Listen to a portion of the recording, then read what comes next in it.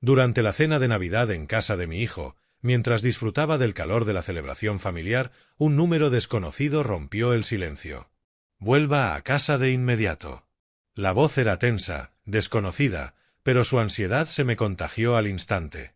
«¿Quién habla?», pregunté, sintiendo como la alegría de la velada se derretía dentro de mí. «Apúrese». Solté todo y salí de allí. Cuando llegué a casa, no podía creer lo que veían mis ojos. Antes de continuar, suscríbete al canal y dime en los comentarios qué hora es ahora mismo donde estás. El timbre agudo del teléfono cortó la calma de la noche como un cuchillo atravesando seda. Dejé mi taza de té sobre la mesa, aún con vapor escapando de su borde, y alcancé el auricular con la expectativa de quien aguarda buenas noticias. Las luces de Navidad titilaban tras el cristal cubierto de escarcha, proyectando sombras rojas y verdes sobre mi viejo sillón de cuero. «¿Hola?», dije, con esa voz especial que uno guarda para las llamadas familiares en estas fechas. «Papá». La voz de Amos me golpeó como un aire helado en pleno invierno. Fría, medida, equivocada.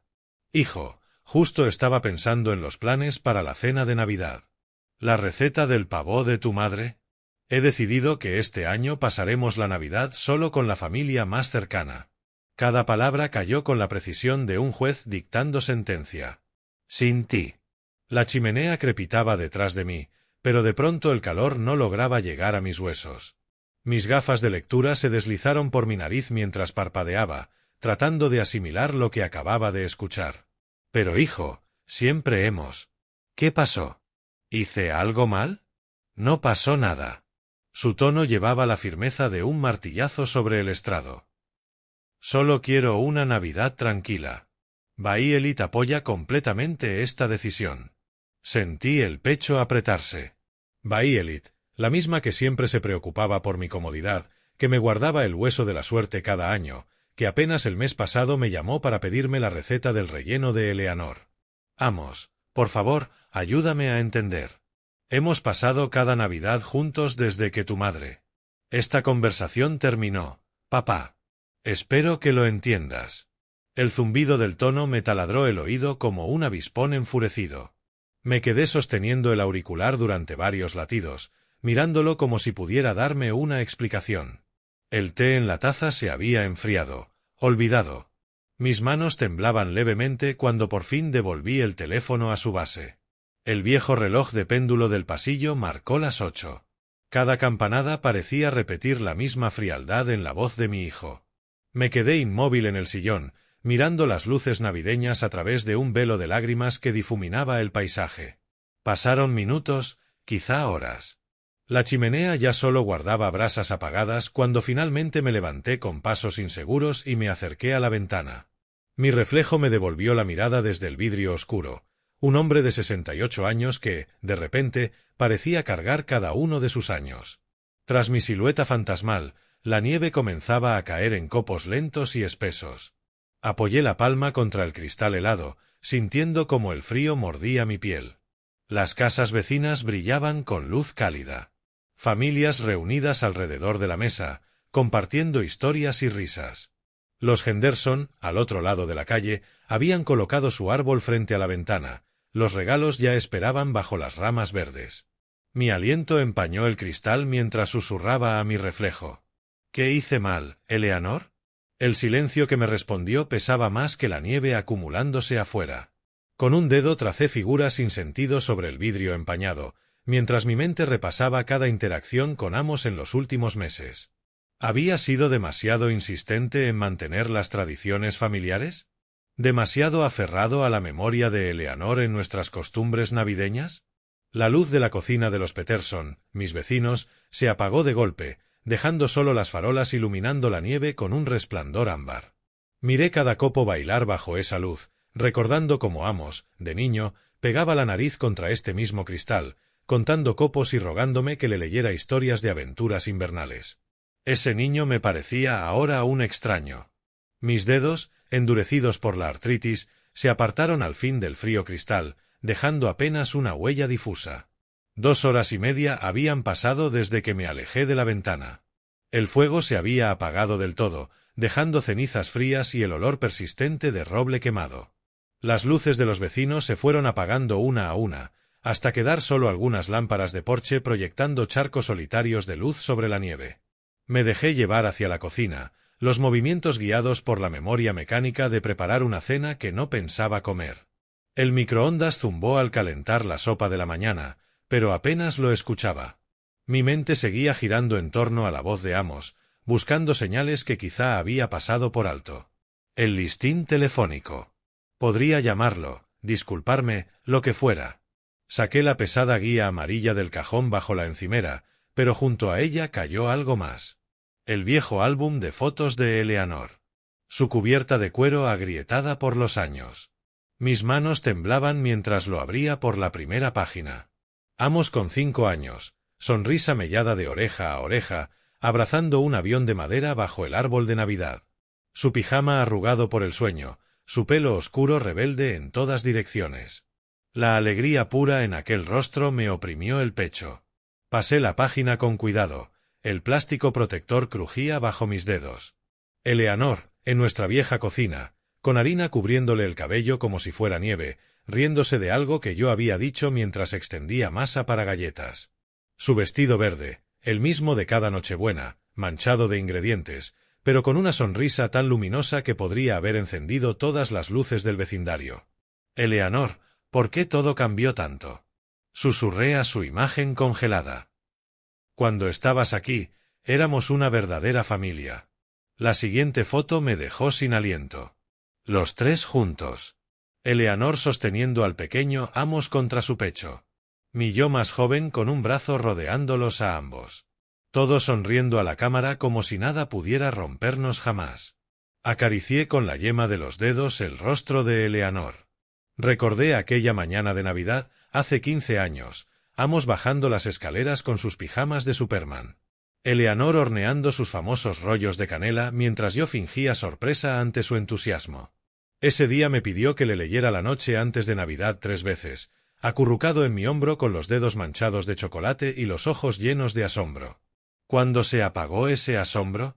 ¿En qué momento mi hijo se convirtió en este extraño tan frío, capaz de apartarme de su vida con la precisión de un bisturí? Pasé más páginas. Cada foto era un pequeño cuchillo clavándose más hondo. La última Navidad de Eleanor, hace 5 años. El cáncer ya debilitaba sus manos, pero insistió en envolver cada regalo ella misma. Amos vino menos ese año. Siempre excusas de trabajo, obligaciones, que yo preferí creer en lugar de cuestionar. Mantén unida a la familia, Truman, me susurró Eleanor en su última semana, sus ojos, antes brillantes, ya nublados por la morfina y la preocupación. Prométeme que no dejarás que la distancia se interponga entre tú y Amos. Le había prometido. ¿La había fallado tan por completo? El microondas pitó con insistencia, pero lo ignoré. La sopa podía quedarse ahí toda la noche. Nada importaba, salvo esos momentos congelados en que aún éramos enteros. 3 veces marqué los primeros dígitos del número de Amos, pero siempre colgué antes de terminar. ¿Qué podía decir? ¿Qué palabras cerrarían este abismo abierto de repente? El reloj de péndulo marcó las 11:30. Cerré el álbum con cuidado, pero saqué una foto, Eleanor riendo en la cocina. Esa la puse en mi mesita de noche, donde pudiera verla al despertar. Tal vez, ella me ayudaría a entender que había salido tan mal con nuestro hijo. Al desvestirme para dormir, el lado de la cama donde solía estar Eleanor se veía inmenso y vacío, como lo había estado durante 5 largos años. Pero aquella noche se sentía aún más hueco, como si perder también a Amos hubiera duplicado la soledad que ya habitaba en esas habitaciones.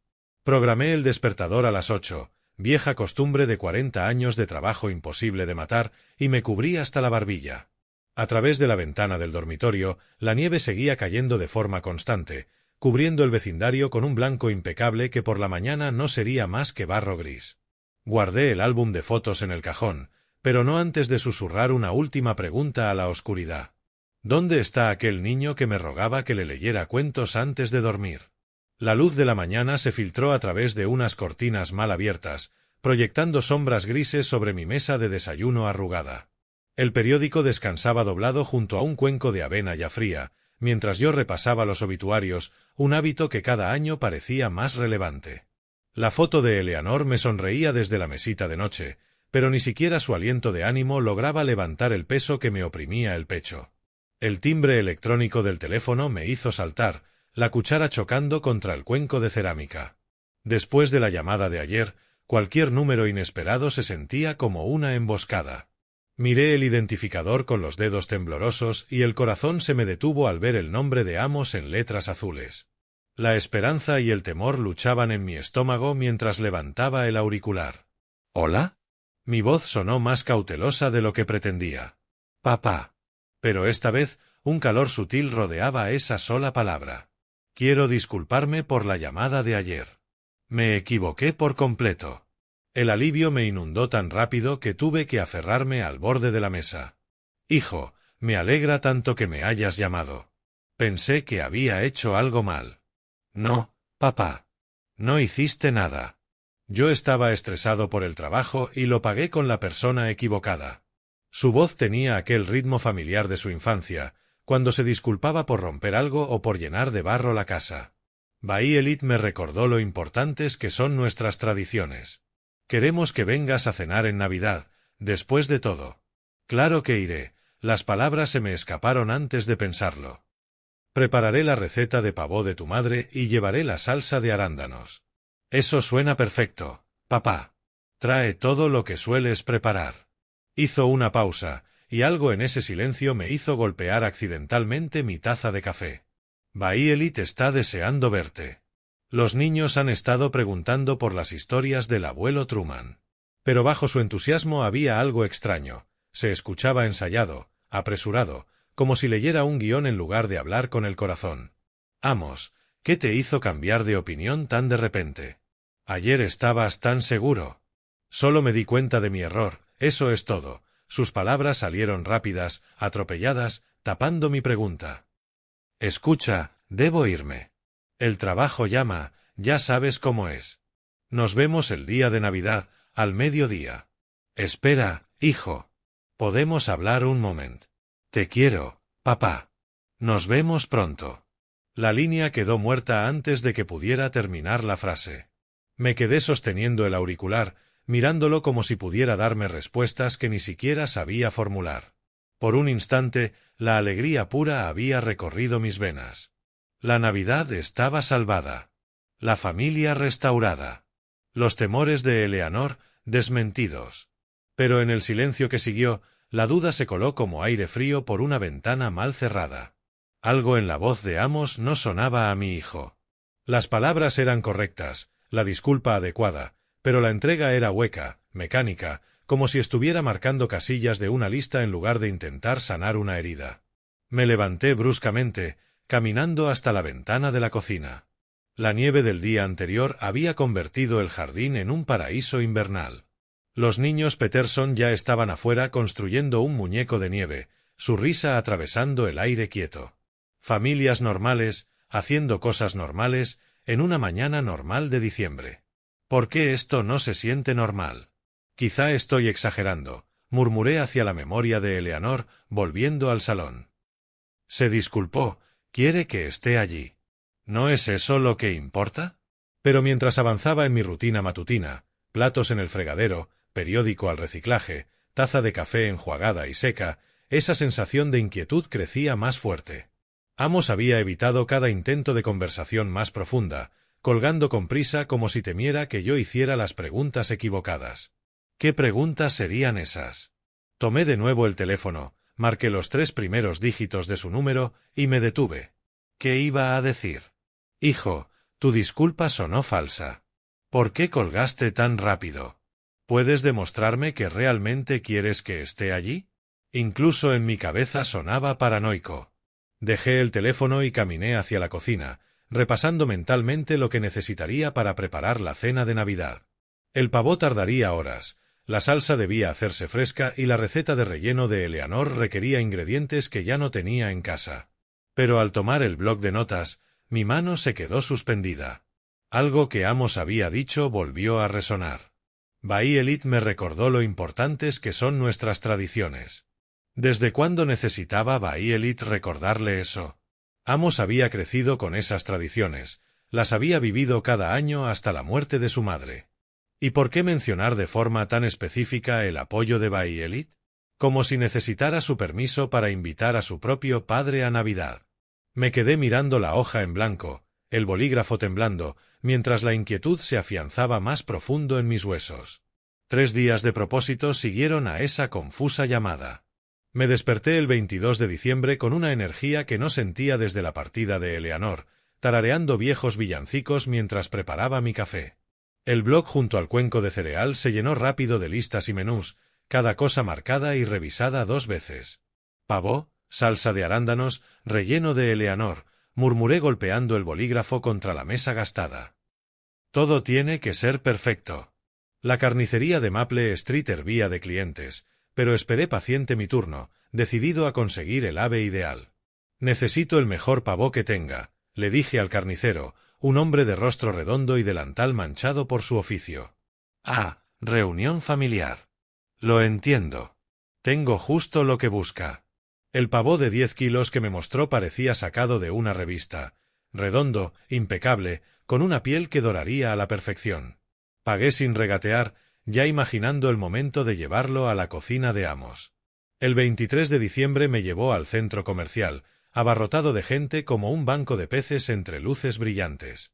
En la juguetería me abrumaron las opciones hasta que vi un modelo de avión. Una Cessna clásica que me recordó al avión de madera de aquella vieja foto. Para Sara, escogí un set de arte con lápices de colores alineados como un arco iris en una caja de madera. Esa noche recogí hierbas de mi huerto de invierno, sus tallos secos crujían entre mis dedos. La receta del adobo de Eleanor, en su letra cuidada, descansaba contra el azucarero mientras picaba ajo y deshojaba romero. Eleanor, espero recordarlo bien, le susurré a su foto en la ventana. Esto tiene que salir perfecto. El adobo se convirtió en una pasta fragante de ajo, romero, tomillo, aceite de oliva y el secreto de Eleanor, un chorrito de vino blanco. Lo masajeé bajo la piel del pavó con la delicadeza de quien realiza un ritual antiguo de reconciliación. La mañana de Nochebuena amaneció gris y fría, pero mi ánimo seguía alto. Envolví regalos con precisión militar, pliegues afilados y lazos perfectos. Mi mejor camisa de Navidad estaba lista y planchada. Un poco de colonia tras las orejas, como armadura antes de la batalla. Y sin embargo, a medida que caía la tarde, la inquietud volvió a filtrarse como niebla. Amos no había llamado para confirmar nada. ¿A qué hora debía llegar? ¿Llevaría vino? ¿Tendrían los niños alguna alergia que hubiera olvidado? Mi teléfono seguía obstinadamente en silencio pese a mis constantes miradas. Frank Larsen apareció en mi ventana mientras limpiaba los cuencos del adobo, su rostro curtido arrugado de curiosidad. ¿Grandes planes mañana, Truman? Preguntó a través del cristal. Cena de Navidad con Amos y su familia, respondí quizás demasiado rápido. Vamos a volver a ser una familia de verdad. Algo cruzó fugaz por su expresión, pero solo asintió. Eso es maravilloso. Te lo mereces. Después de que se fue, no pude sacarme la sensación de que su pregunta llevaba un peso más profundo que el simple interés de vecino. Pero la aparté de mi mente, concentrándome en el pavó dorado que reposaba en mi nevera y en los regalos envueltos a la perfección junto a la puerta. A la hora de dormir, en Nochebuena, todo estaba listo. Todo, excepto mi corazón acelerado, empeñado en buscar problemas donde no los había. ¿Por qué Amos no llamó? ¿Por qué la mirada de Frank me inquietó? ¿Por qué esta reunión se sentía más como una representación que como un reencuentro? Me quedé mirando el techo hasta el amanecer, convenciéndome de que la anticipación siempre traía ansiedad. Mañana sería perfecto. Tenía que serlo. La mañana de Navidad amaneció nítida y brillante, la nieve brillaba como diamantes esparcidos sobre el vecindario. Me vestí con un cuidado ceremonial, acomodando la corbata frente al espejo del pasillo y domando un cabello rebelde. El portapavo pesaba más de lo esperado mientras lo cargaba al coche, junto con las bolsas de regalos. Me detuve un momento en la puerta de casa, la llave suspendida, y miré hacia adentro. Las habitaciones vacías me devolvían la mirada a través de los cristales helados, esperando mi regreso. Un escalofrío me recorrió la espalda, pero lo sacudí y seguí hacia el coche. Hoy se trataba de la familia. Hoy se trataba de sanar. Las ruedas crujieron sobre el hielo en la entrada de Amos. Luces navideñas bordeaban cada ventana y cada marco de puerta, una escena de postal que me apretó el pecho con esperanza. Bajé el pavó y las bolsas, el aire frío mordía mis mejillas mientras me acercaba a la puerta principal. Antes de poder tocar, se abrió de golpe, revelando la cálida sonrisa de Bayelit. Harina salpicaba su suéter rojo como si fuera nieve de confitería. «Truman, qué alegría verte.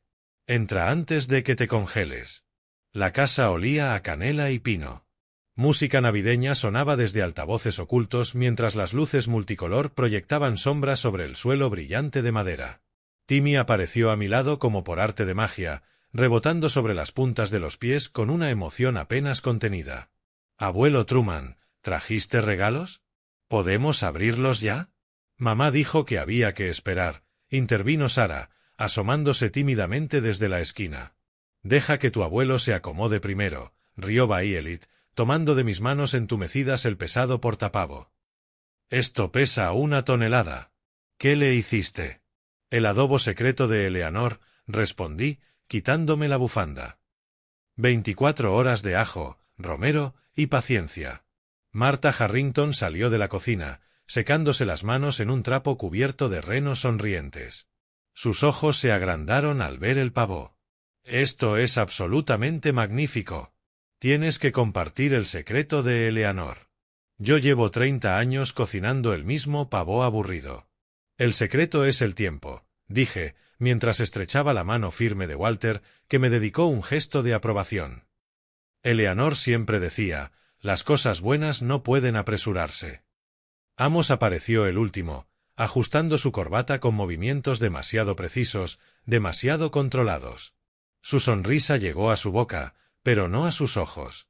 «Gracias por venir, papá. Esto significa mucho para nosotros».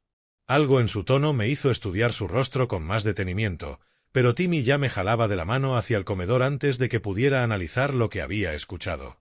La mesa brillaba bajo la luz de las velas, la vajilla fina de Bayelit en cada puesto y servilletas de tela dobladas en triángulos perfectos. Mi pavó ocupaba el centro, la piel dorada reluciendo bajo el candelabro como si hubiera sido barnizada con ámbar líquido. «¿Carnearlo tú, Truman?», me pidió Bayelit, ofreciéndome el cuchillo eléctrico. «Eres el artista aquí». Corté con manos firmes, cada rebanada revelando carne tan tierna que casi se desprendía sola del hueso. El adobo había hecho su magia, creando una costra aromática que arrancó murmullos de aprobación alrededor de la mesa. La conversación fluyó como el vino durante la cena. Walter preguntó por mis proyectos de jubilado, mientras Marta elogiaba cada plato que había llevado. Los niños parloteaban sobre la escuela y sus amigos, sus voces chispeando con la emoción navideña. Incluso Amos parecía relajarse, compartiendo historias de trabajo que sonaban casi naturales. Pero yo notaba cosas, la forma en que miraba el reloj cuando creía que nadie lo observaba. Cómo se sobresaltaba levemente cada vez que sonaba un teléfono con notificaciones.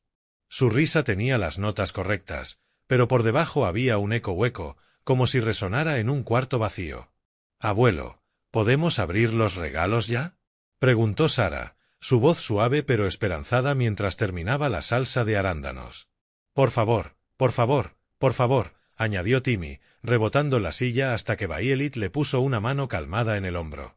El intercambio de regalos ocurrió en la sala, el papel de colores esparcido como nieve sobre la alfombra. Los ojos de Timmy se agrandaron al descubrir el avión a escala, girando la caja para examinar cada detalle. «Una Cessna, igual que en el show aéreo.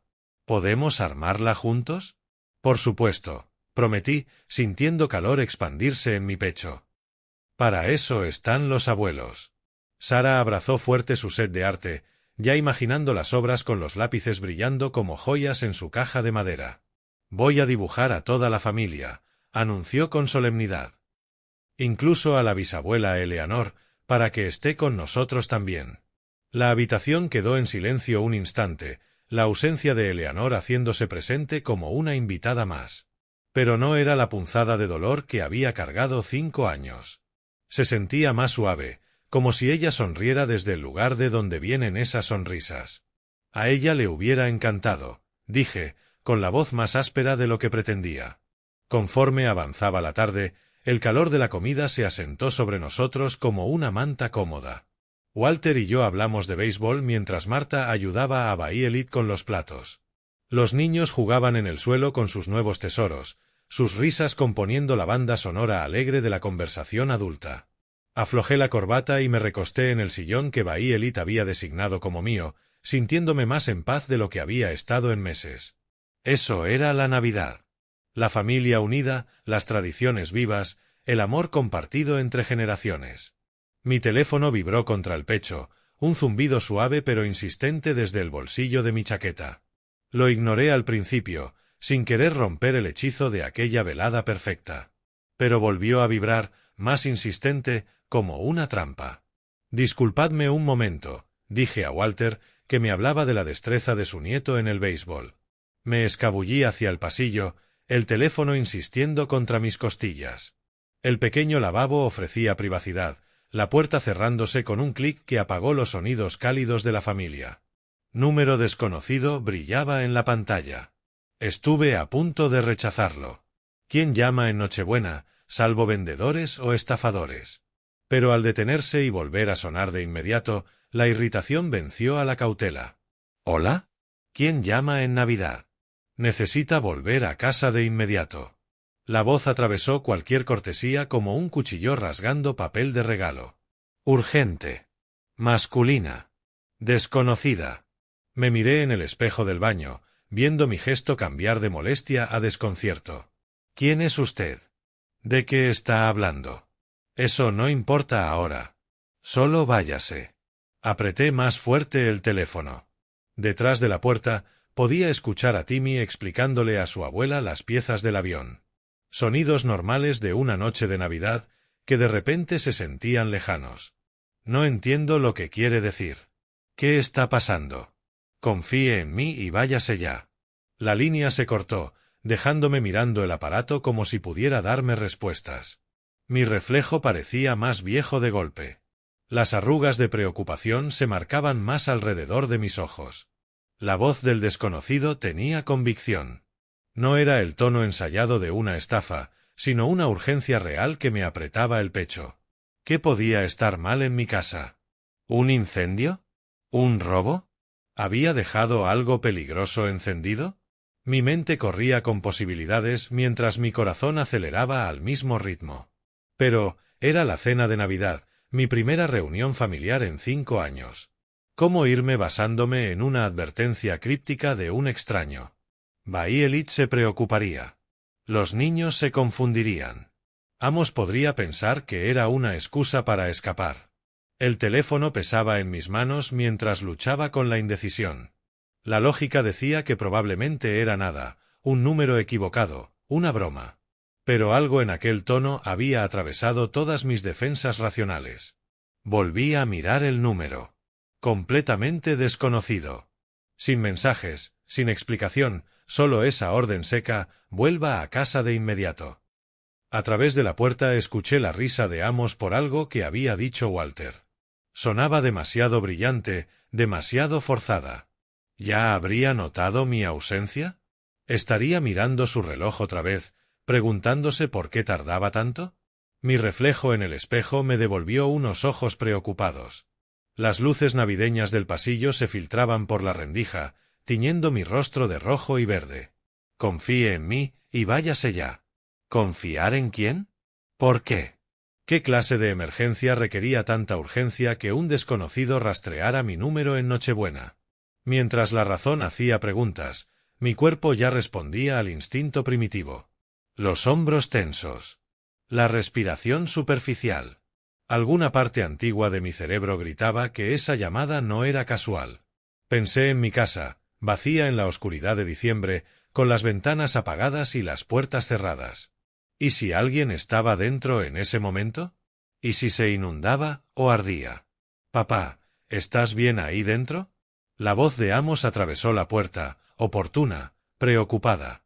«Un minuto», respondí, más firme de lo que me sentía. Inspiré hondo, viendo mi reflejo endurecerse para lo que viniera después. La urgencia del desconocido se me había contagiado como un virus. No podía ignorarlo. No podía explicarlo. No podía fingir que la cena era más importante que esa certeza creciente de que algo estaba muy mal en casa. Puse la mano en el pomo. Los dedos me temblaban al cerrar sobre el frío latón. Fuera cual fuera la explicación que diera, tendría que bastar. Lo que estuviera ocurriendo en mi casa no podía esperar al postre ni al café. Empujé la puerta. El eco de la voz del extraño aún resonaba en mi mente. El cálido escenario familiar más allá del pasillo se sentía de pronto ajeno. Las risas de los niños, los adultos charlando con café en mano, el resplandor suave de las luces, todo parecía una postal lejana. —¿Todo bien, papá? —preguntó Amos, levantando la vista de su charla con Walter. Algo brilló en sus ojos, una mezcla de preocupación y ¿cálculo? —Tengo que irme a casa —dije, más cortante de lo que quería. La frase partió la atmósfera navideña como papel rasgado. Baielit apareció a mi lado, aún con el paño de platos en las manos. —¿A casa? Pero ni siquiera hemos tomado el postre. Hice tu tarta de manzana favorita. Es una emergencia. Cogí mi abrigo del armario con movimientos torpes, urgentes. Alguien llamó, algo va mal en la casa. La sala quedó en silencio, salvo por el avión de Timmy que aún zumbaba entre los muebles.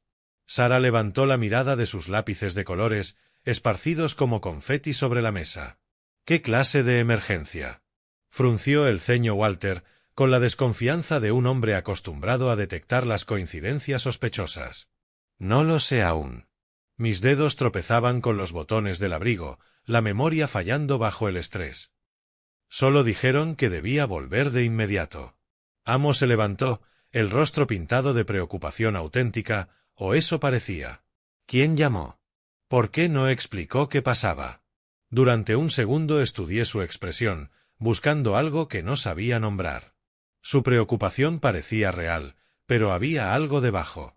Una atención que no encajaba con sus palabras. Tengo que irme. Me agaché a besar a los niños, sus caritas alzadas en una inocencia desconcertada. Gracias por una cena de Navidad maravillosa. Siento tener que irme así.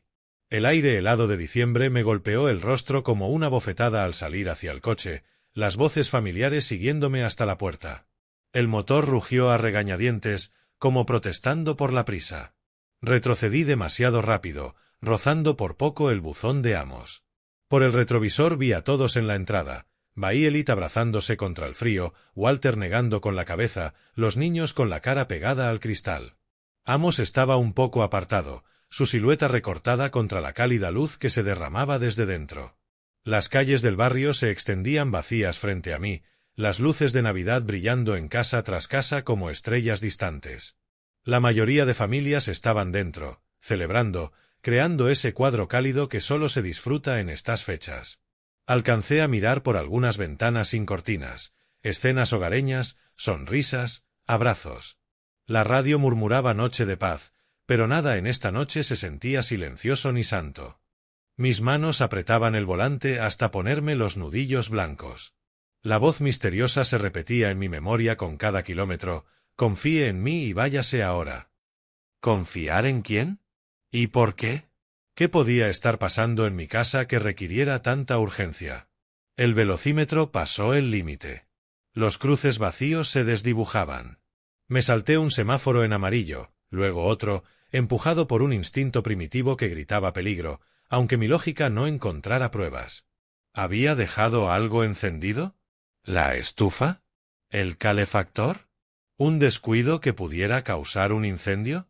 Pero había sido tan cuidadoso, revisándolo todo antes de salir. La casa estaba impecable, segura, lista para mi regreso. A menos que alguien hubiera entrado. Ese pensamiento me atravesó como agua helada en las venas, y mi pie presionó más fuerte el acelerador. Un robo. Tenía que serlo. Alguien había visto la casa oscura y vacía en Nochebuena, un blanco fácil mientras el dueño festejaba con su familia. Pero, ¿cómo habían conseguido mi número? ¿Cómo sabían que yo no estaba en casa? Mi mente volvió a la cena, a Amos. La manera en que miraba el reloj.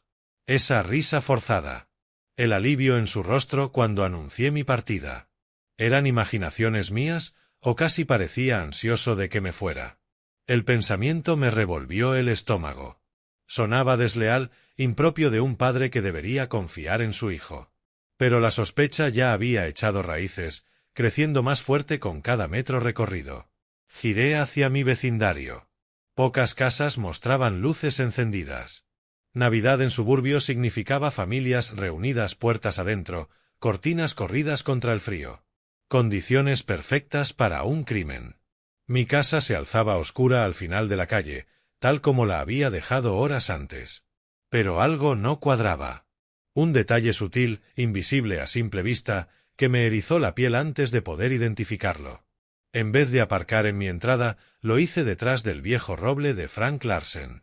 El instinto pedía sigilo. El motor se apagó con un tic-tic metálico. El aire helado me mordió el rostro al bajar del coche. Mis sentidos se agudizaron de golpe. Sombras más profundas, objetos familiares convertidos en escondites o amenazas. La silueta de la casa se recortaba contra el cielo estrellado. Algo estaba mal en ella. Una ventana del sótano, que debería reflejar la luz de la calle, era un vacío negro. Cristales rotos brillaban sobre la nieve como diamantes dispersos. Había alguien adentro. Con dedos entumecidos marqué el 112, agazapado tras la valla de Frank. Un haz de linterna barrió la ventana de mi dormitorio. Metódico. Deliberado. No era alguien que entrara en pánico, buscaba algo. Emergencias, ¿cuál es su situación? Hay alguien en mi casa, susurré, siguiendo con la mirada la luz que se movía de ventana en ventana. Los veo registrando con una linterna. Señor, ¿cuál es su dirección? ¿Está en un lugar seguro? Recité el número de la calle sin apartar los ojos del haz. Estoy afuera. Rompieron la ventana del sótano. Agentes en camino. No se acerque a la vivienda. No me acerque. Mientras un ladrón desmantelaba todo lo que Eleanor y yo habíamos construido, mientras manoseaba nuestros recuerdos, nuestros papeles privados, nuestra vida entera, ¿cuánto tardarán? Aproximadamente 10 a 15 minutos, señor. Por favor, permanezca a salvo. 15 minutos. Una eternidad para vaciar mi casa y desaparecer en la noche. Colgué y abrí el maletero. Mis manos temblaban mientras revolvía herramientas y objetos olvidados. Cerré los dedos sobre el hierro de rueda que había usado meses atrás para cambiar una llanta. El peso era sólido. Reafirmante. Quienquiera que estuviera dentro iba a encontrar más resistencia de la que esperaba. Me deslicé por el perímetro de la casa, usando arbustos y adornos navideños como cobertura. La ventana rota contaba la historia. Dientes de vidrio apuntando hacia adentro, nieve arrastrada al suelo del sótano al entrar. El haz de linterna se movía por mi dormitorio, deteniéndose en la cómoda donde reposaba la caja de joyas de Eleanor, luego en el armario donde guardaba documentos importantes. No era vandalismo al azar. Ni un adicto buscando lo primero de valor. Estaba buscando algo específico. La rabia me recorrió, apretando mi agarre sobre el hierro. Aquella era mi casa. Nuestro santuario. El lugar donde Eleanor y yo habíamos dejado nuestra vida. Y ahora, alguien lo trataba como botín sin valor. Me quedé en las sombras junto a la ventana rota, conteniendo la respiración. Arriba, pasos crujían con calma medida. El haz seguía su vaivén, explorando con paciencia de cazador. ¿Qué buscaba? ¿Dinero, joyas, aparatos? ¿O algo más personal? Los pasos bajaron hacia el sótano. Hacia mí. El vapor de mi respiración se elevaba en el aire helado, cada músculo tenso como un resorte. El hierro listo. La luz del sótano se encendió un instante y volvió a apagarse. Precavido. Listo, pero no lo suficiente como para imaginarme esperando en la oscuridad. Dentro, papeles crujieron. Documentos siendo revisados, separados, escogidos. El sonido me revolvió el estómago. Eran registros íntimos, escritos con las manos de Eleanor, piezas de nuestra vida arrancadas de su sitio. Un cajón golpeó suave, una silla arrastrada. El registro continuaba con calma, con la seguridad de quien sabe que tiene tiempo. El haz se acercó al ventanuco, proyectando sombras alargadas en la nieve. Contuve el aire. Un segundo más. Un bolso oscuro apareció primero, repleto de papeles y pequeños objetos. Luego una pierna tanteando el marco, evitando los cristales. Otro segundo. El torso emergió y la claridad me golpeó con violencia. Oulten Reed. Se irguió en mi jardín, cargando el bolso hinchado, sin imaginar que no estaba solo. Oulten. Salí de las sombras con el hierro en alto, mi voz cortando el aire como un látigo. Se giró de golpe, casi perdiendo pie en la nieve. El bolso cayó, papeles desparramándose como confeti sobre el blanco. Su rostro palideció bajo la tenue luz. Truman, yo no quería. No fue idea mía. ¿Entonces de quién? Avancé, el hierro pesando en mi mano como un juez silencioso. Reconocí de inmediato los documentos entre la nieve, el testamento de Eleanor, extractos bancarios, certificados de acciones. Oulten levantó las manos, acorralado contra la pared. Él dijo que estarías horas en la cena. Dijo que nunca lo sabrías. ¿Quién dijo eso? Pero la respuesta ya se estaba cristalizando como hielo en mi pecho. Amos. Él sabía que estarías fuera. Las palabras salieron en un torrente de pánico. Él planeó toda esta reunión solo para que yo. El hierro resbaló de mis dedos, cayendo en la nieve con un golpe ahogado. Mi hijo te envió. Oulten asintió, miserable, lágrimas congelándose en sus mejillas. Necesitaba el testamento de Eleanor. Los certificados de Boyne. Dijo que ibas a donar millones a caridad en vez de a la familia. Cada palabra era un golpe físico. Tropecé hacia atrás, mirando los papeles desperdigados, la letra de Eleanor en documentos legales, certificados por sumas que podrían cambiar vidas. Nuestra vida, reducida a botín. La cena, mi voz era apenas un susurro. La disculpa, la invitación, todo era falso. Está desesperado, Truman, balbuceó Oulten, arrodillado, recogiendo papeles con manos temblorosas. Deudas de juego, malas inversiones, le debe dinero a gente que no perdona retrasos. Sentí las piernas flaquear mientras la traición se instalaba en mi sangre como veneno. Amos me había mirado a los ojos en la mesa, había comido de mi pavó, había dejado que sus hijos me abrazaran, todo mientras su cómplice saqueaba mi casa. ¿Cuánto debe? Cerca de 200.000. La voz de Oulten era apenas audible. Supo lo de las acciones de Boyne por los papeles de la herencia de Eleanor. Dijo que era dinero de familia, que tú lo entenderías. Dinero de familia. El legado de Eleanor, invertido y cuidado durante décadas, reducido a pago de deudas de juego. Me agaché y tomé un certificado de entre la nieve. El nombre de Eleanor brillaba en la parte superior. 2.3 millones en acciones de Boyne. Las había comprado con su salario de maestra, dólar a dólar, durante los años difíciles de la compañía. Su colchón para la vejez, su escudo contra la incertidumbre. Y mi hijo iba a robarlo. Oulten no intentó seguir recogiendo papeles. Dijo que ni lo notarías. Que la gente mayor no necesita tanto dinero. La crueldad de esas palabras quebró algo en mí. 68 años reducidos a irrelevancia. La memoria de Eleanor convertida en botín. Miré a Oulten. Miré los documentos esparcidos en la nieve. Y luego, la ventana rota de mi sótano, como una herida abierta en el corazón de mi hogar. Todo lo que había creído de mi hijo, nuestra relación, la esperanza de sanar, eran mentiras construidas sobre avaricia y desesperación. Mi teléfono comenzó a sonar, un pitido electrónico que desgarró el silencio invernal. Miré la pantalla. Amos estaba llamando. Seguramente se pregunta por qué te fuiste tan pronto de la cena, murmuró Oulten con miseria. Se va a enfadar mucho cuando sepa que me atraparon. Me quedé mirando el nombre de mi hijo en la pantalla, el pulgar suspendido sobre el botón de respuesta. Detrás de mí, las sirenas de la policía aullaban cada vez más cerca, un coro lejano que se transformaba en urgencia. Frente a mí, desparramados en la nieve, yacían los restos de la confianza de Eleanor y de mi fe en la familia. El teléfono seguía sonando, insistente como la culpa, demandante como la avaricia. Las luces rojas y azules comenzaron a estallar entre las ramas desnudas de los árboles, un retorcido espectáculo navideño en medio del caos. Me erguí sobre Oulten, que seguía encogido en la nieve junto a los documentos desparramados, sus confesiones aún flotando en el aire helado. 2 patrullas giraron la esquina, los faros iluminando la ventana rota del sótano como si fuera la foto de una escena criminal. Los agentes salieron con eficacia medida, las manos descansando sobre los cinturones de servicio, los ojos evaluando el panorama en segundos. —¿Es usted el propietario que llamó al 112?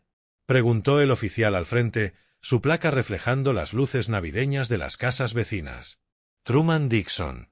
Esta es mi casa, y ese hombre entró a robar —señalé a Oulten, que levantó aún más las manos, como rindiéndose a un ejército en vez de a 2 policías de barrio.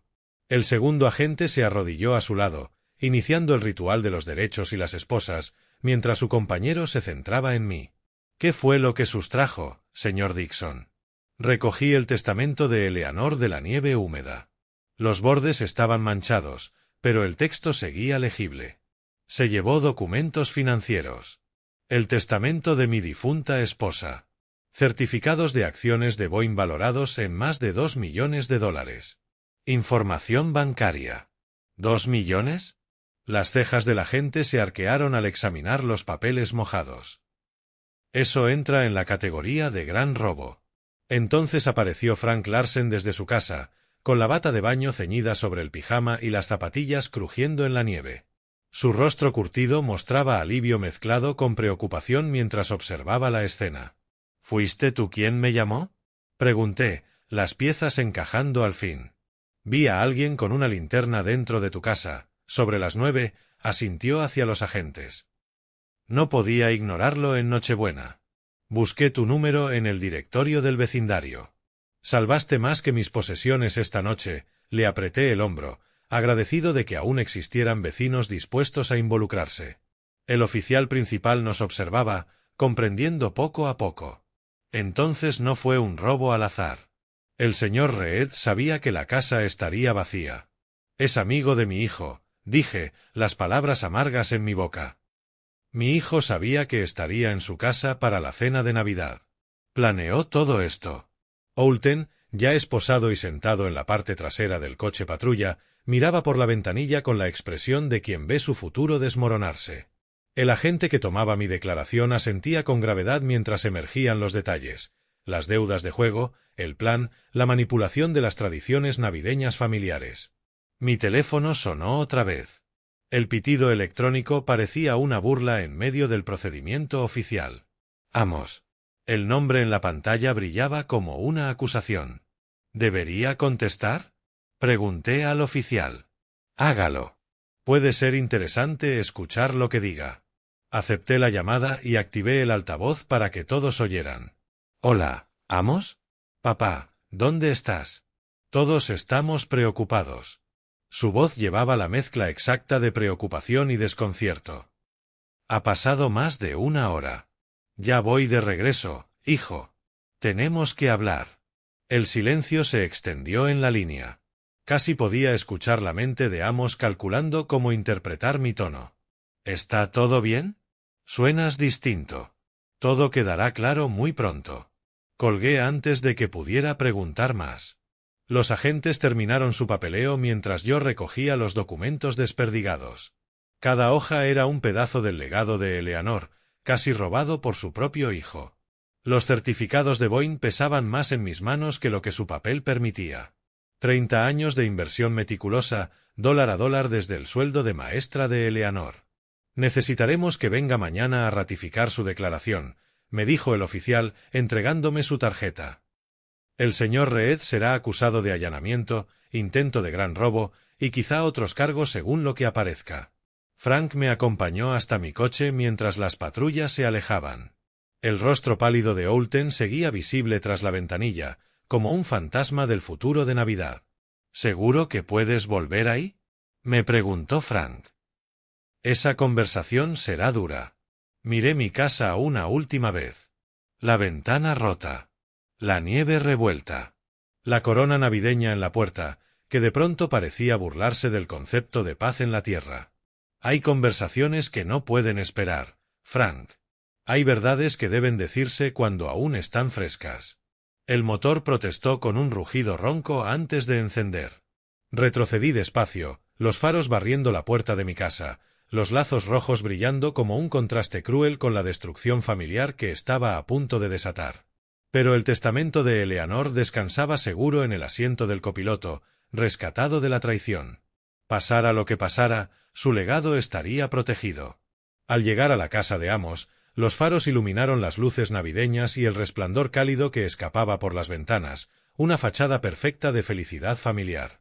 A través del ventanal distinguí siluetas moviéndose en la sala, Amos caminando nervioso cerca del árbol, Baielit gesticulando con inquietud. Los documentos recuperados yacían en el asiento como pruebas en un juicio. El testamento de Eleanor, apenas húmedo pero legible, los certificados de Boyne con su firma cuidadosa de décadas atrás. Los tomé con delicadeza, cada hoja convertida en un arma para la verdad que estaba por desatar. No toqué el timbre. Seguían siendo familia, aunque esa palabra estuviera envenenada por la avaricia. Abrí la puerta. Dentro me recibió una escena de aparente normalidad. Baielit doblaba paños de cocina, Walter hojeaba una revista, Marta resolvía un crucigrama. Los niños jugaban en la alfombra con sus nuevos juguetes. Todos levantaron la vista al verme entrar. Y en el rostro de Amos vi la transformación, del alivio a la confusión, hasta el creciente pánico al notar mi expresión. Truman, gracias a Dios. Baielit corrió hacia mí, la preocupación genuina marcándole el rostro. ¿Qué ocurrió? Te ves fatal. Pregúntale a tu esposo qué ocurrió, Baielit. Coloqué los documentos sobre la mesa de centro con ceremonia deliberada, acomodándolos para que todos pudieran ver, la caligrafía de Eleanor en el testamento, los membretes oficiales de Boyne en los certificados, los números de cuenta en los extractos bancarios. Amos los miraba como si fueran la prueba de su propia condena. Papá, no entiendo de qué estás hablando. Estos, dije, manteniendo la voz firme, son el testamento de Eleanor y los certificados de acciones de Boyne que Oulten intentó robar esta noche. Dejé que los hechos hablaran por sí solos. Ahora mismo está bajo custodia, acusado de allanamiento e intento de gran robo. La revista se resbaló de las manos de Walter. ¿Certificados de acciones? ¿Qué acciones? Eleanor me dejó acciones de Boyne valoradas en $2.3 millones. Observé cómo cada rostro procesaba la información, sorpresa, desconcierto y poco a poco, comprensión. Las compró durante más de 30 años, invirtiendo su salario de maestra cuando la compañía estaba en apuros. Amos descubrió que planeo donar esa herencia a organizaciones de veteranos y a becas educativas. Papá, ese es nuestro legado familiar. La fachada cuidadosamente construida de Amos se resquebrajó, dejando ver la desesperación bajo la superficie. No puedes simplemente regalarlo a extraños. Puedo hacer lo que quiera con mi dinero. Tú, en cambio, decidiste robarlo en lugar de hablar conmigo. Baielit se dejó caer en el sofá, una mano cubriéndole la boca mientras las piezas encajaban, la invitación de Navidad, la reconciliación repentina, todo planeado para darle a Amos una coartada mientras su amigo saqueaba mi casa. Me giré para enfrentar directamente a mi hijo. Usaste la Navidad. Usaste la alegría de tus hijos, la bondad de tu esposa, mi propio duelo por tu madre, todo para encubrir un robo. El crucigrama de Marta cayó al suelo, olvidado. Amos, por favor dime que esto no es verdad. Pero Amos ya no podía negar. La evidencia estaba allí, sobre la mesa. Y el arresto de su amigo había borrado cualquier posibilidad de encubrir la conspiración. No entiendes la presión que tengo, las deudas, la gente a la que debo dinero. ¿Cuánto? La voz de Walter sonó con la autoridad de quien ha manejado finanzas toda su vida. $200.000. La confesión de Amos cayó en la sala como una bomba. Malas inversiones, algo de apuestas, empezó pequeño, pero creció demasiado rápido. ¿Así que decidiste robar a tu propio padre? La voz de Baielit se quebró. ¿Usar a nuestros hijos como coartada en un delito? Timmy levantó la vista de su avión, confundido ante las voces alzadas. ¿Por qué todos gritan? Sara abrazó sus lápices de colores contra el pecho, los demás desperdigados por la alfombra como fragmentos de arcoíris en medio de una familia hecha pedazos. Tu padre tomó decisiones muy malas, les dije con suavidad a los niños. Decisiones que lastimaron a quienes confiaban en él. No quería hacerle daño a nadie. Amos se desplomaba, las mentiras de años derrumbándose bajo el peso de la verdad. Solo necesitaba tiempo, tiempo para arreglarlo, para pagar lo que debía. ¿Y lo harías robando a tu padre en la noche de Navidad? Walter se puso en pie, su calma habitual reemplazada por indignación moral. ¿Mintiendo a tu esposa? ¿Usando a tus hijos como accesorios? Baielit lloraba ya sin control, no las lágrimas suaves de la nostalgia navideña, sino los sollozos ásperos de quien ve su vida desmoronarse. ¿Cuánto tiempo llevas mintiéndome, sobre el dinero, sobre el trabajo, sobre todo?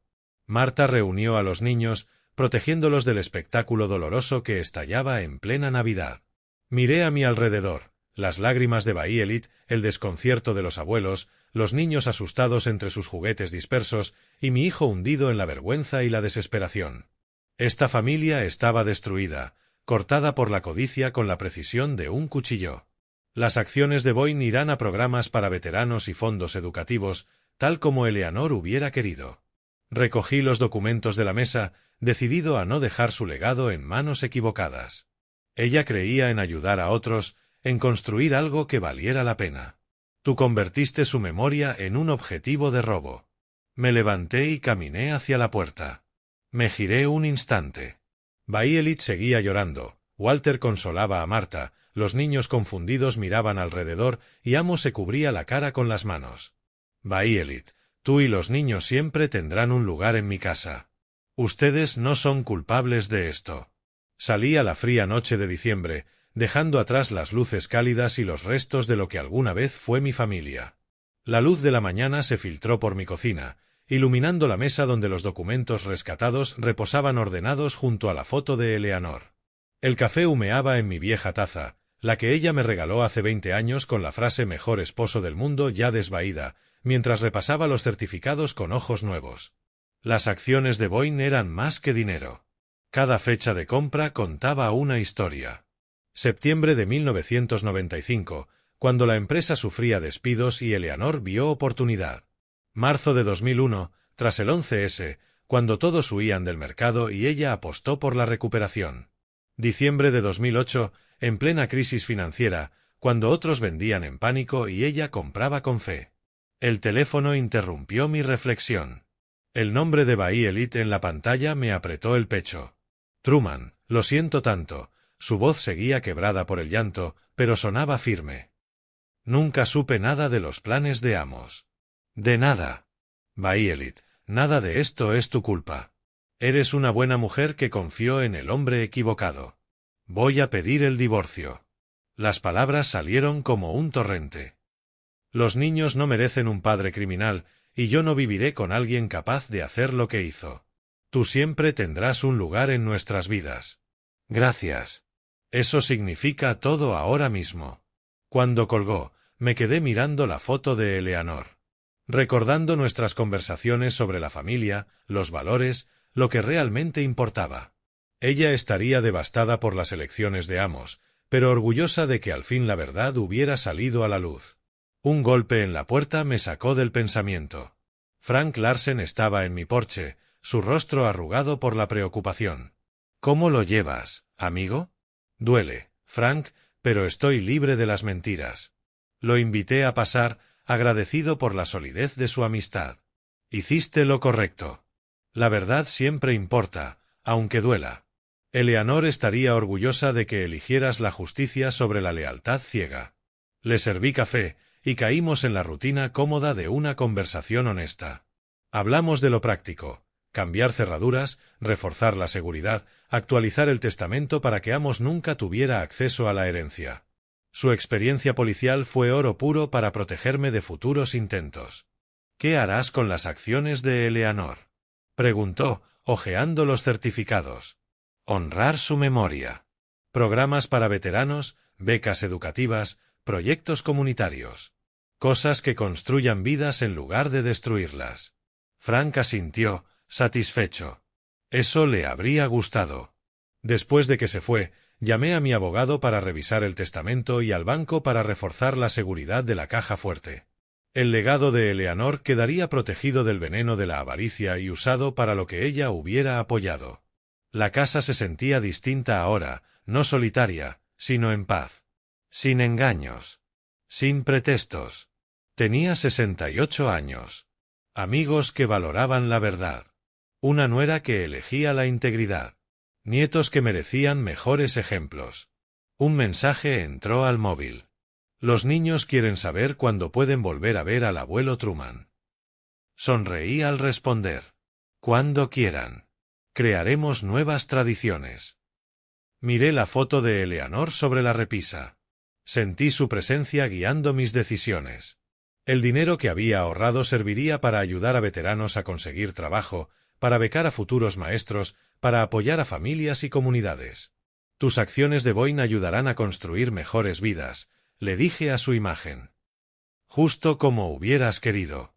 Amos eligió la codicia sobre la familia, la mentira sobre el amor, el robo sobre la confianza. Yo elegí el honor sobre la sangre, la verdad sobre la comodidad, la integridad sobre el silencio.